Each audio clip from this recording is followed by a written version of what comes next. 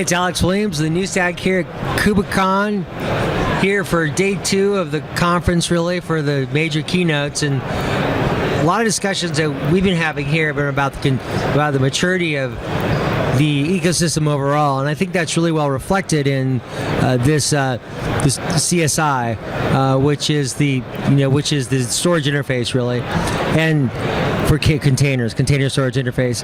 And the gentlemen I'm here with right now are 2 of the major people who have been behind the development of CSI. So could you guys introduce yourselves, and then we'll just get started in the conversation. Sure. My name is Goutham. I'm with Portworx. I'm Clint Kitson, and I'm with Code, the open source initiative at Dell.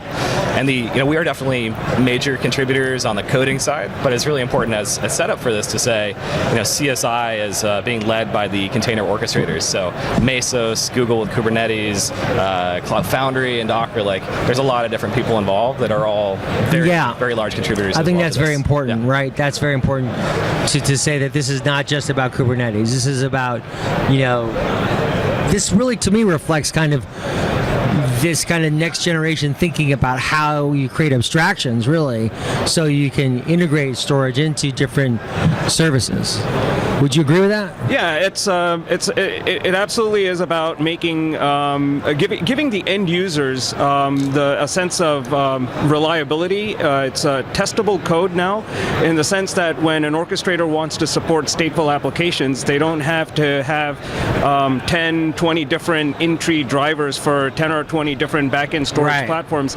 It becomes a very difficult test and support matrix, and it leads to unreliable production issues. And CSI, really what it does is it provides that abstraction layer so that the orchestrator can be independently tested, and us as a storage providers, we don't have to do the work of integrating with 3 or 4 different orchestrators.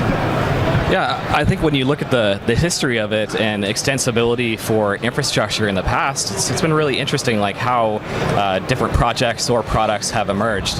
If I look backwards 5 years or 10 years, when, say, virtualization and VMware started to change the market, it was really the partners that were enabled through extensibility that helped grow that ecosystem. So it's one of those critical components, as you build these platforms and you make yourself open and extensible, to bringing more and more value to customers so that they can adopt the workload. And it really just brings a megaphone, essentially, to the projects and products that are core to infrastructure. That's interesting. It almost, seems like the CSI helps really kind of facilitate the growth in a way, because if everyone is trying to build out their own drivers, right, all the time, right, you can't really have considerable scale. Exactly. It accelerates what customers have been asking us in the ecosystem for, which are give us an easy way to deploy stateful applications in a container orchestrated environment. People are trying to deploy applications like Cassandra, Postgres, and if they have multiple different storage backends and they need to have multiple different drivers that they need to test and interoperability with, it just slows the entire process down for us as a development ecosystem to develop products, for them to be able to deploy it and consume it. So yeah, CSI makes that, it accelerates how fast storage vendors can provide support for a container orchestrated environment. And we're here at KubeCon right now, so I think we need to talk a little bit about Kubernetes. And in that space, Kubernetes is a little bit different than the other orchestrators. Kubernetes, from the beginning, as they've embraced volume functionality, has really brought the drivers that we're talking about directly into their code base. And I think it's actually created a very good user experience where it's very easy to get Kubernetes up and running with any of the storage platforms that are supported by Kubernetes or included in the code base. But I think where it's caused problems is how quickly that the Kubernetes code base can move forward and how bugs are triaged, etc. And so this extensibility and something like CSI is very important for making sure we have volume functionality, but making sure that Kubernetes doesn't have to maintain the bug bug fixes for all the different platforms that are supported. So having a really good user experience is what we're really driving after, and that's one of the key components of CSI that we're trying to ensure as it gets brought in Kubernetes. Yeah, I second that. One of the main reasons I think Kubernetes has really skyrocketed in adoption is it is focused on a DevOps user experience, and it aligns itself with things like inline volume provisioning. Dynamic volume provisioning was one of the first things that Kubernetes brought in from a storage perspective. It just completely makes sense because people don't want to do out-of-band storage provisioning. And so some of the things that we learned there were immediately applicable to CSI. I think exactly what Clint said, there was a lot of lessons learned in the early days of Kubernetes and supporting external storage drivers that actually made it easier to design CSI and now implement it. So it seems like there's two themes I'm hearing. One is the abstraction, so the orchestrators don't have to build drivers for every storage environment out there, right? That's one. Right. The other is that developer user experience, right? What would be some of the other major themes and pillars that are reflected in CSI now? I think if we get down to the technical level of it, CSI is built differently than other interfaces that people are used to in the past. And what I mean by that is it's been built by the community, essentially. The container orchestrators, where we introduced this earlier, they actually founded the CSI project. And the idea there was it's an app-driven interface. Mm-hmm. So the container orchestrators represent the applications, and they're defining to us, I think sometimes the storage side of the house, like what these applications need. And it's the COs, it's the Kubernetes, it's Mesos, Cloud Foundry, Docker that all work together to say, here's our common needs to support our applications, and here's an interface specification that we'd like to implement in a contract, and that essentially has been ratified under the CSI project. Yeah. So and exactly that, and in addition to describing to the storage implementation in the back as to what the application needs, it's actually also communicating control path decisions that the scheduler is making. So it lets the storage system know where a container is going to be scheduled and at what point the volume needs to actually be attached or provisioned or mounted. It gives us fine-grained control so that the storage systems can actually do a better job, and without that, the operator can be left with having to go in and either work around orchestration gaps or work around the storage systems not actually understanding what the scheduler is doing. So this really controls the storage systems to operate in a way where the system operator doesn't have to go in and clean up. And I think there's another aspect of CSI is, like Ghost said earlier, like it's lessons learned. We've done different interfaces, and one of the key things is just making sure that storage is stable in the container ecosystem. When you lose your data, you've got a really bad day, and everybody knows that. And that's why storage is one of the most critical things that we get right. So we are very happy about all the collaboration that's taken place among the storage companies, among the container orchestrators, and I think that we're ending up at a very good place with this with CSI. So obviously every storage vendor is different. Every storage vendor has a different approach, and a lot of, I think, what I'm sensing is that CSI has to think about abstracting, right? Abstracting it so the user has an interface that they can understand and that they can use with the orchestrators themselves. So, but how do you create these abstractions? You have to, so they're generally across all the storage environments, or do you have to think about them one by one to create abstractions for each one? And I'm curious on your thought process behind that and how that evolved over time. So that's a great thing about this community is you have Portworx and EMC and Diamante and other people in the storage ecosystem and the orchestration ecosystem. We came together as part of a storage working group and kind of really ratified what this interface would look like. It took a couple of months, I think, of going back and forth, in-person meetings, collaborating online, calls, to make sure that the storage implementations were properly represented, because let's face it, there are a lot of different storage implementations in the back end. You have SAN, you have SDS, you have network attached storage. So this interface has to cater to really really a wide variety of storage types. And at the same time, the orchestration and the DevOps user experience was also taken into account. So it took a couple of months to develop and design what the interface would look like, and then a few more months to actually implement it, test it out. I hate to use the word abstract again, right, and overuse it, but I think that's a key aspect to it, right? There's certain things that there's a common denominator, like among all the storage platforms, in terms of the key semantics that you're going to expect with volume functionality, because that's what CSI is providing. And I think those get nailed in the spec. And I think where it is open a little bit in terms of the differences between platforms and what, say, Portworx may provide as value, or what Dell EMC or Dell Tech may provide as value, has to do with some of the parameters that you can also send. And so the implementation by a CO is where that value is actually provided at that point. So it's like we're passing through opaquely some of this information through CSI to a CO, and it's up to the administrator and the Kubernetes operational team to configure Kubernetes to say, oh yeah, this platform in the back has these features, and I'm going to create what Kubernetes calls a storage class that makes it simple for my user to consume.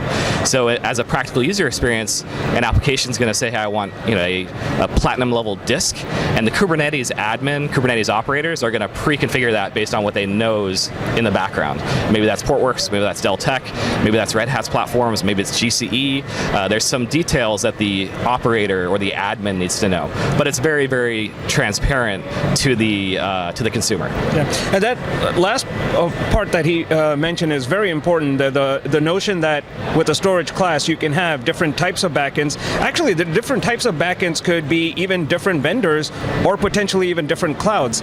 So this starts to give you the building blocks to have either a heterogeneous environment, or I would say more importantly, a hybrid environment. So you could have some of your storage backends come from public cloud, you could have some of your storage backends come from on-prem, but the user has a consistent user experience, and the operator gets to decide how they want to build and scale their environment. And I think this is really what customers are asking for: flexibility, give programmatic provisioning, give the end users the control.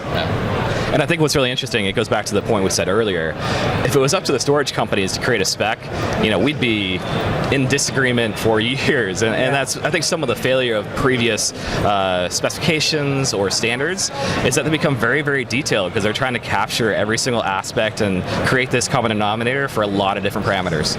And so keeping it simple, focused, and then having a parameter section that's opaque makes it so we don't have to go down that discussion, and it really leaves it up to that Kubernetes admin to create that level of portability for their users. So going back to CSI's original scope, tell us, I'm curious about the technical architecture behind it. What were some of the considerations, and how's it reflected in the technology itself? I think what we'd learned in the past is that, and based on technology changing over the past 5 years or so, that interfacing two things together and having two discrete components figure out how to talk to each other is best done through, say, RPC calls, and best done through a middle specification or handshake that can be worked on and collaborated on. And that thing should be very simple, and that thing should be able to work across many languages.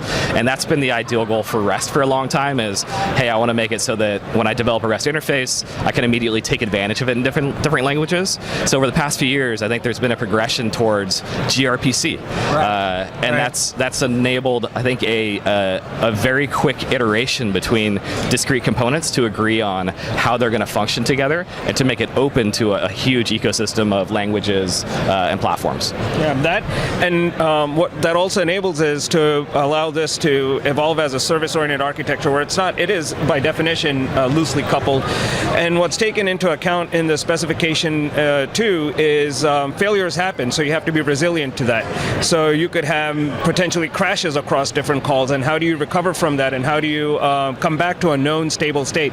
And so that sort of, the state machine is probably too strong of a word, but that is sort of encapsulated in the specification and the implementation.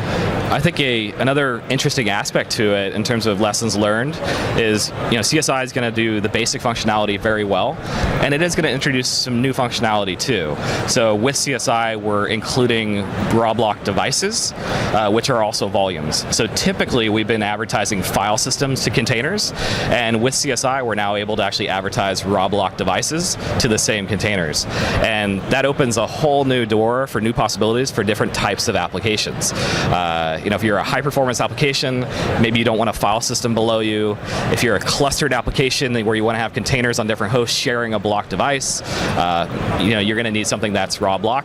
So there's actually new functionality as well, which is what was considered, like listening to the community, hey, let's do something better, but let's also add some really useful things that have been requested. That this is CSI 1.0. Part of this working group is to continually evolve it, and we'll be looking at adding other types of functionalities, maybe enabling different kind of workflows. There's a lot of things that people want to do when they're managing stateful applications in a container orchestrated environment. For example, blue-green deployments come to mind, or doing things like DR and snapshots, and all of these things are, we don't know what it would look like, but I would imagine that CSI would have many iterations that would have some influence in this, or implementation would happen in part of the CSI 2.0 and so on. So you're using gRPC, that's correct? That's correct. And the predecessor to that has essentially been REST-based APIs, right? Why is gRPC so critical, in CSI? gRPC is based on protobuf, right? A specification or a way to define how a communication layer is going to occur. And this protobuf is a way that you can communicate easily back and forth between components, how they're going to predictably communicate with each other. So this is something that, like a technical document or a technical spec, that we can actually collaborate on from a storage perspective and also from a CO perspective as code. So as we have discussions, we can capture these discussions in more than just a JSON definition. We can capture them in like a contract, and that contract immediately becomes available in a lot of different languages, and it opens up the, it kind of solves the problem for us figuring out like how to take a REST interface, how to build object models around, how to capture all the different objects, and then how to package those up in different languages to make them available. So it streamlines the process dramatically.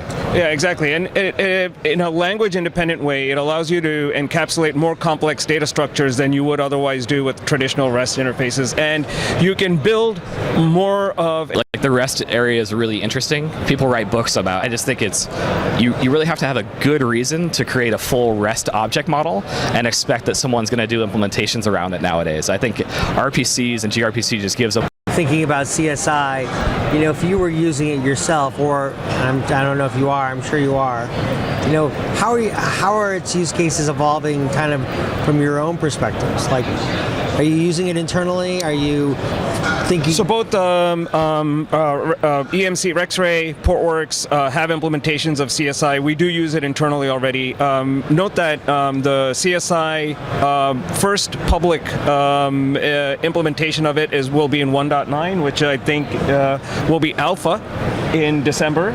Right. And we'll both have support for it, but we've been using it internally, testing it, and making sure that it covers all of the various corner cases that it was designed to cover. Yeah, this is a really important phase of this, like the validation of the spec. We've both been involved at a coding level and a discussion level for a long time in the project, and coding-wise, like it doesn't mean anything, or the project doesn't mean anything unless it works. Right. So essentially, Portworx, Dell EMC, VMware, like we're eating our own dog food. We took on the burden of validating, being in these difficult discussions, and helping get the spec and the project to where it is. And I think that we're kind of leading the charge so that we can make sure that it's going to be useful in Kubernetes 1.9. And I think just in the implementation, just to point out a few other companies that have been working on this, Diamante, Red Hat. Absolutely. And so there's been a lot of contributors to the actual implementation of it. So the point that I'm trying to make is that it has been already, it's seeing mileage change within at least the developer community, and we've been eating our own dog food. And I think the ecosystem is going to grow very, very quickly around it. And whether it's because of gRPC, there's others in the community who are stepping up to create libraries that are helper libraries to help you implement it. We have one called Go CSI. I think the community is going to rapidly embrace this and start using it as a standard moving forward. So what's your release schedule going forward?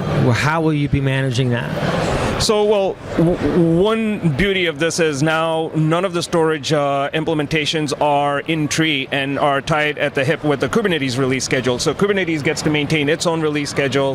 Like I mentioned, 1.9 is due mid-December. We will have a coinciding release, at least from Portworx side, where we'll support the alpha implementation of CSI. Our implementation is in openStorage.org. Again, it's usable by any backend storage provider. I'm sure Rexray will have one at the same time. Yeah, Rexray has had CSI support for a couple months now because we've been validating it through Rexray and through the Go CSI project. Platforms that we most recently announced support for are Scale.io and vSphere, so VMware's vSphere platform. So we will follow the release cadence, and it is great that CSI is developed and inside of, say, Kubernetes. I think inside of Mesos in the next month has been the commitment, and then Cloud Foundry and Docker should be soon after, I'd assume. Okay. Yeah. So that's the progression you'll follow. It's we're involved in the project, right. but we aren't the project leads. Right. That's Google through Kubernetes. That's Mesos and Mesosphere, Cloud Foundry, Docker, and it's up to them to figure out what the cadence is. But the good thing is that as storage companies, right, because of this extensibility, I think what Go is highlighting, we can make sure that our functionality is bug-free and fixes are maintained, and we're introducing new features that come out for our platforms independently of the COs themselves. This is so new, but any use cases that you see as giving people an idea for how CSI might be used? So the good thing about this, I think, is ultimately to the end user, it's the same use cases that they've been deploying, the same type of stateful applications. Again, this enables them to deploy Postgres, Cassandra, MySQL, Kafka, Redis, whatever application that they've been deploying today. It just makes the experience a little bit easier, gives them the flexibility to go to different backends, gives them that stability. Yeah, I think it's going to be much of the same for right now because we're focused on similar, but I'm really interested to see the progression that happens in the COs, because in Kubernetes, like in the storage special interest group, there's a lot of storage companies involved in that discussion, and a lot of that's because everybody wants to get their driver into Kubernetes, and I think as CSI is embraced and it's available in there, I'm looking forward to some of the conversations changing, because it's going to be more about how do we actually enable these applications versus, okay, like another storage company wants to get in the tree, like should we do it or not? So I'm looking forward to exposing more and more functionality to applications, not specific to a storage platform, but just generally how does Kubernetes and other COs progress in embracing this functionality. This circles back to the start of our conversation where we were talking about the almost like, this matrix that people had to really kind of like have in front of them to understand, what drivers are supported and, what drivers are not in terms, with container orchestrators. Yeah. Now they're still using, now they just have an easier way to do it, which kind of like allows them to take more risks, allows them to try new things, and not have to kind of then go back to the drawing board every time. We're both in the storage working group at CNCF. Right. That's another group that's just focused on looking at what's going on in cloud native with storage. And there's a landscape that the group created, and it highlights the complexity right now that the users need to think about. And there's about 100 different storage plugins for 30 or 40 different platforms in the ecosystem. Gosh. And what that tells me is there's overlap. Yeah. And for a storage platform, there probably shouldn't be more than one plugin. Yeah. Right? There should be one that says you're a cloud native storage plugin, and this is going to work across all the COs consistently and deliver similar experience. And then it's up to the COs to differentiate. Yeah, and like anything else, the less code you have, the more reliable things are, and that's really what this enables. Having more consistent way of being able to interoperate with different backend providers without having the 30 or 40 different drivers. That's a key thing to getting stability and making it easier for people to deploy applications and have the confidence that it's not just going to crash and burn. Well, this has been great. Thank you guys both for taking some time to, give us a bit of a deeper dive into CSI, and look forward to watching its progress over the next 6 to 12 months, and seeing it mature as this is extensible environment for multiple different types of container orchestrators. So thank you. Yep. Thanks, Thank Alex. you.